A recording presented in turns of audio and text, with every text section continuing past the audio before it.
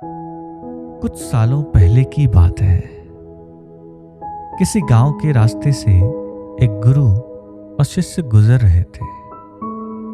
चलते चलते जब उन दोनों को प्यास लगी तो वो एक बड़े से खेत के बीचों बीच बने एक टूटे फूटे घर के सामने पहुंच गए और वहां जाकर उन्होंने दरवाजे को खटखटाया।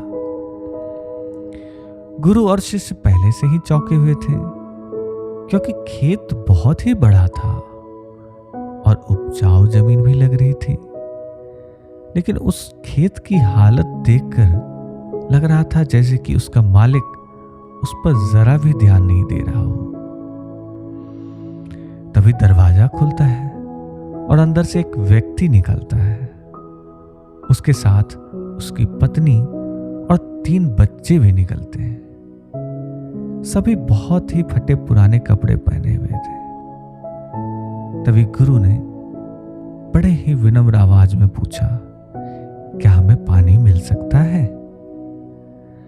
आदमी ने गुरु और शिष्य को पानी दिया और पानी पीते पीते गुरु जी बोले, महाशय, मैं देख रहा हूं कि आपका खेत इतना बड़ा है पर इसमें कोई फसल नहीं बोई गई है।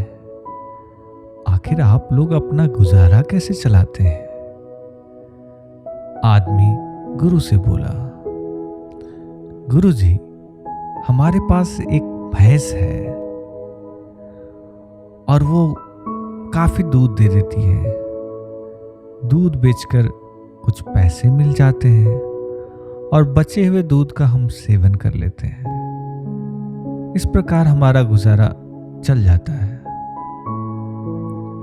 यही सब बात करते करते शाम होने को आई थी। तो गुरु और शिष्य ने सोचा कि आज की रात यहीं पर विश्राम की जाए। तो उन्होंने उस आदमी से अनुमति ली और वो दोनों फिर वहीं पर रुक गए। लेकिन जैसे ही आधी रात हुई तो गुरु ने अपने शिष्य को उठाया और धीमे से उसके कान में बोले, चलो, हमें अभी यहां से निकलना है और चलने से पहले इस आदमी की जो भैंस है उसे हमें ले जाकर कहीं जंगल में छोड़ देना है। शिष्य को अपने गुरु की इस बात पर जरा सा भी यकीन नहीं हो रहा था, क्योंकि जिस गुरु से वो बहुत सारे ज्ञान की बातें सीखा था और आज वही गुरु किसी का बुरा करने का ज्ञान दे रहे हैं।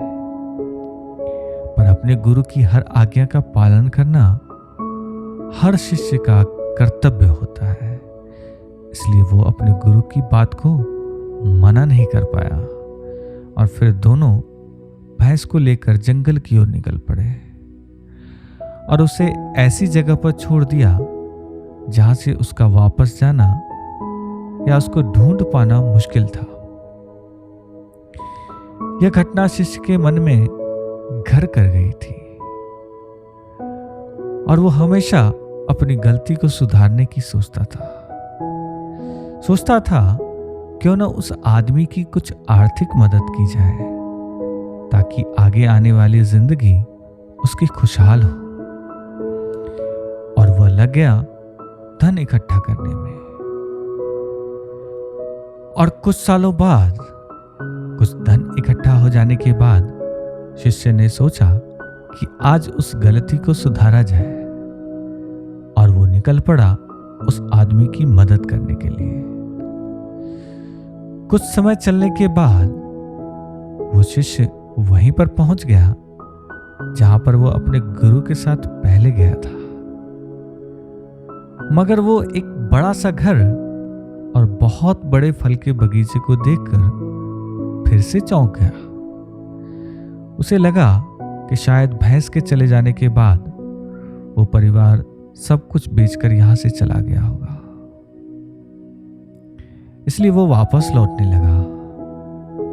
पर तभी उसकी नजर उस आदमी पर पड़ी। तब शिष्य ने उस आदमी से कहा, महाशय, शायद आप मुझे नहीं पहचानते, लेकिन मैं आपको सालों पहले यही मिला था।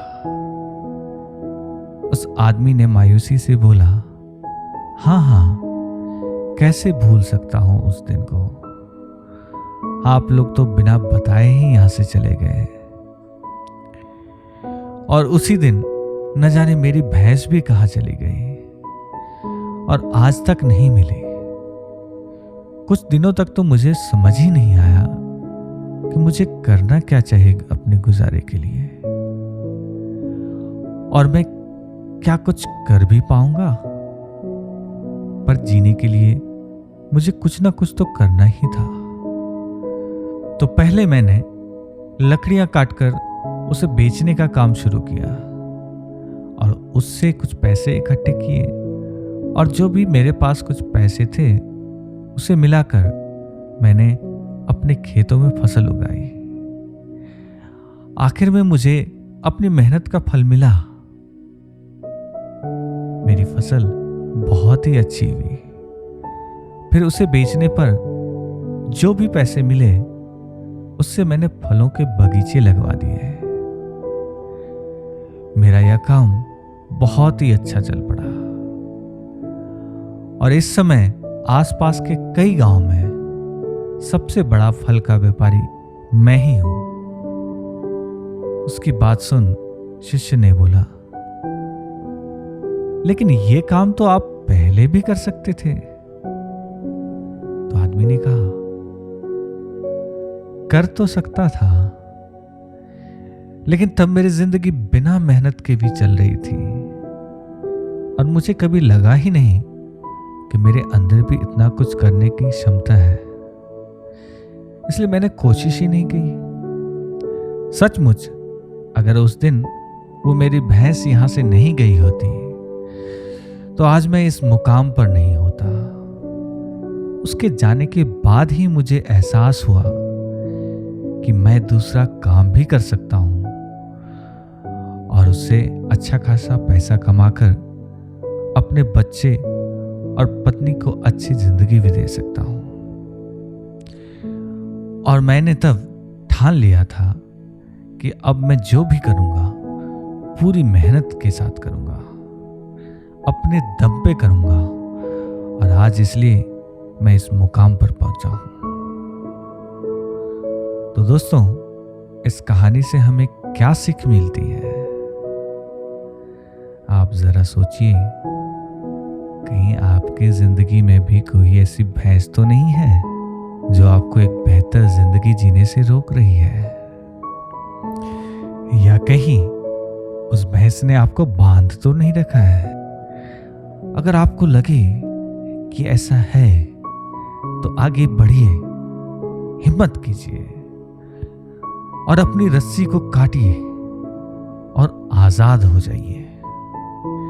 जो आज आपके पास है उसे खोने का डर मत पालिए, क्योंकि आपके पास खोने के लिए बहुत ही कम चीजें हैं। पर सोचिए, अगर आप कामयाब हो जाएंगे तो पाने के लिए पूरी दुनिया ही आपके पास है। तो दोस्तों, जाइए और उसे पाकर दिखाइए और अपनी जिंदगी को एक सफल जिंदगी बनाइए। धन्यवाद।